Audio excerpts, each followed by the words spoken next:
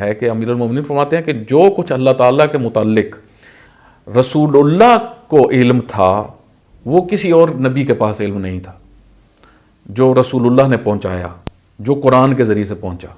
توحید کا علم۔ اور در حقیقت اس توحید نے معاشرے میں تبدیلی لے کے آئے۔ وہ معاشرہ جس میں انحرافی توحید موجود تھی، اور حتیٰ ادیان کی بھی جو توحید بیان ہو رہی تھی، جس طرح حضرت عیسیٰ علیہ السلام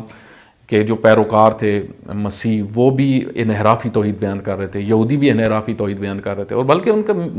اساسی ترین مسئلہ ہی توحید کا تھا کہ جو ہے وہ حضرت عیسیٰ کو اللہ کا بیٹا بنا دیا گیا۔